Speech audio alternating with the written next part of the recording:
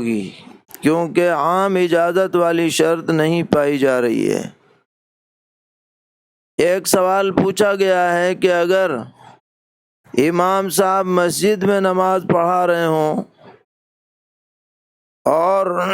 ان کی نماز لائیو نشر کی جائے تو باہر والوں کے لیے ان کی اقتداء میں عید کی نماز پڑھنی درست ہوگی یا نہیں؟ تو اس کے بارے میں اچھی طرح یاد رکھنا چاہیے کہ شریعت کی نظر میں جماعت قائم کرنے کے لیے اور جماعت سے جڑنے کے لیے کچھ شرطیں ہیں۔ ان شرطوں میں سے ایک اہم شرط یہ ہے کہ جماعت میں اور مقتدی کے درمیان میں زیادہ فاصلہ نہیں ہونا چاہیے، اور زیادہ فاصلے کی حد حضرات فقہاء کرام نے یہ متعین فرمائی ہے کہ کوئی ایسا راستہ ہو جہاں سے گاڑی گزر سکے، یا کوئی ایسی نہر ہو جس میں کشتی گزر سکے۔ اگر امام اور مقتدیوں کے بیچ میں یا اگلی صف اور پچھلی صف کے درمیان میں اتنا فاصلہ ہو جائے گا تو پیچھے والوں کی نماز اس جماعت کے ساتھ مل کر کے درست نہیں ہوگی۔ یہ ہمارے فقہا نے اپنی کتابوں میں تحریر فرمایا ہے۔ ہو سکتا ہے کہ بعض دیگر ائمہ کے ہاں اس میں کچھ گنجائش ہو، یا بعض ائمہ کے اس بارے میں اقوال منقول ہوں، لیکن ہمیں اپنے فقہا پر اعتماد کرتے ہوئے جو محتاط رائے ہے، جس میں یقینی طور پر ہماری نماز درست ہوتی ہے، اسی پر عمل کرنا چاہیے۔ ہمارے سلف صالحین نے ہمیں یہ تعلیم دی ہے کہ جس علاقے میں جن علماء کے قول پر عمل کیا جاتا ہو، وہاں انہی کی رائے پر اعتماد کیا جاتا رہے گا۔ چنانچہ امام دارمی رحمۃ اللہ علیہ نے سنن دارمی میں لکھا ہے کہ ایک بڑے محدث ہیں امام حمید الطویل رحمہ اللہ تعالی، انہوں نے خلیفہ راشد سیدنا حضرت عمر ابن عبدالعزیز رحمۃ اللہ علیہ سے یہ گزارش کی کہ آپ ایسا نظام بنائیے کہ پوری مملکت میں سب لوگ ایک ہی فقہ پر، ایک ہی طرح کے مسائل پر، احکام پر عمل کر سکیں۔ لو جمعت الناس علی شیء، کہ سب لوگ بس ایک ہی بات پر عمل کریں، ایسا فرمان آپ جاری کر دیجئے، اور یہ جو اجتہادی اور فقہی اختلافات ہیں ان سب کو ختم کر کے ایک ہی رائے پر سب کو لے آئیے۔ تو سیدنا حضرت عمر ابن عبدالعزیز رحمۃ اللہ علیہ نے فرمایا کہ یہ بات مجھے پسند نہیں ہے، اور ایک تاریخی جملہ آپ نے ارشاد فرمایا جو ہم سب کے لیے مشعل راہ ہے۔ آپ نے فرمایا لِيَقْضِ كُلُّ قَوْمٍ بِمَا اجْتَمَعَ عَلَيْهِ فُقَهَاؤُهُمْ، کہ ہر علاقے کے لوگ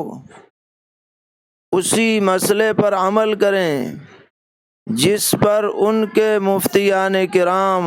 اور فقہا متفق ہوں، اسی پر عمل کریں۔ اکا دکا کسی کی بات سامنے آ جائے اس کے پیچھے نہ چل پڑیں۔ یہ ایک اصول حضرت نے امت کو عطا فرمایا، اور یہی اصول امام دار الہجرہ حضرت امام مالک رحمۃ اللہ علیہ سے بھی منقول ہے کہ ان سے خلیفہ وقت نے یہ درخواست کی کہ ہم یہ چاہتے ہیں کہ آپ کی موطا کو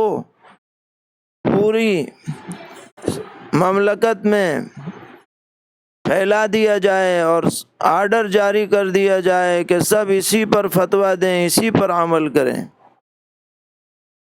تو اللہ تبارک و تعالی حضرت امام مالک رحمۃ اللہ علیہ کی قبر کو نور سے منور فرمائے۔ آپ نے ایسا شاندار جواب دیا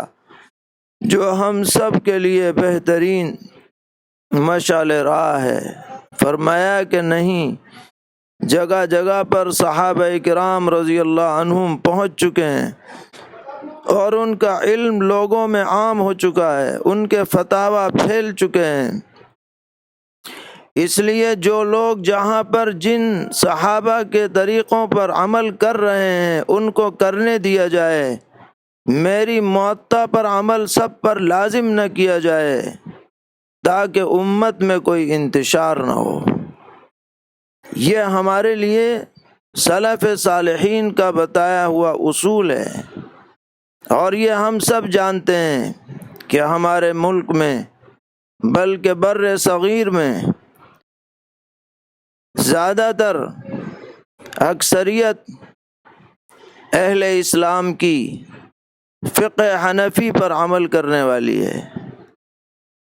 لہذا جو مسئلہ فقہ حنفی میں منقع ہو اور فقہ حنفی کے معتبر اداروں سے جس کی تائید اور جس کی تصدیق ہو، وہ تو ہمارے لیے سر آنکھوں پر ہے۔ لیکن جو مسئلہ لوگ اپنے اپنے طور پر جاری کرنے کی کوشش کریں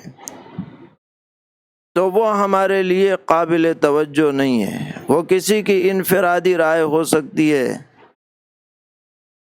کسی کا اپنا قول ہو سکتا ہے، لیکن ہمیں جو عمل کرنا ہے وہ متفقہ آراء کے مطابق عمل کرنا ہے۔ آج لوگوں میں یہ بات ہو گئی ہے کہ تھوڑے تھوڑے دنوں میں کوئی نہ کوئی نئی نئی باتیں لوگ اپنی طرف سے جاری کرتے ہیں جس سے عوام میں انتشار ہوتا ہے۔ شریعت میں ہر چیز کا حل موجود ہے، ہماری فقہ کے اندر بھی حل موجود ہے کہ اگر عید کی نماز شرائط کے ساتھ ادا نہیں کی جا سکی تو فقیہ الامت حضرت عبداللہ ابن مسعود رضی اللہ تعالی عنہ کے ہدایت کے مطابق چاشت کی نماز پڑھ لو۔ معذوری کی بات ہے، کوئی خوشی سے تو چھوڑ نہیں رہا، دل محسوس کر کے اور طبیعت پر بوجھ ڈال کر کے عید سے آدمی محروم ہونے کی بنیاد پر یہ نماز پڑھے گا۔ ہو سکتا ہے اللہ تبارک و تعالی اس کے بدلے میں اسے